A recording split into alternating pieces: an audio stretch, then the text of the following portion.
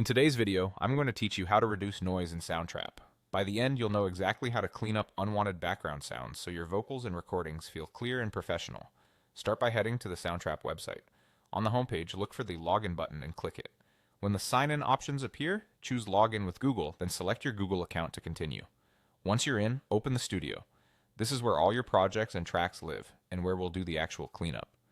Inside the studio, click the track you want to edit. Make sure you're selecting the specific audio region or track that has the noise you want to remove. If you're on a mouse, right-click that track. If you're on a trackpad, a two-finger click works the same way. This will open a context menu with processing options. From that menu, choose Vocal Cleanup. This is Soundtrap's built-in noise reduction designed for voice recordings. It targets common issues like constant hiss, hum, light room noise, and subtle clicks, while trying to keep your voice natural and intact. You'll see a strength control. Think of this as how aggressively the tool will remove noise. Start conservatively. Lighter settings often preserve the tone and presence of a voice better. If the noise is steady and quiet, a low to medium strength usually does the trick. If you're dealing with more persistent background sounds, gradually increase the strength until you find the sweet spot where the noise fades without making your audio sound thin or underwater. Take a moment to play a section where the noise is most noticeable, like a quiet pause between words.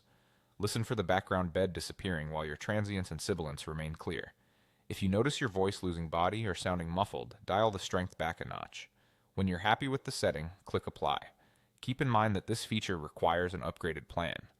If your account doesn't include it, Soundtrap will let you know, and you can decide whether to upgrade before proceeding. After applying, give your track another listen in context with the rest of your project. It's normal to fine-tune the strength and reapply if needed.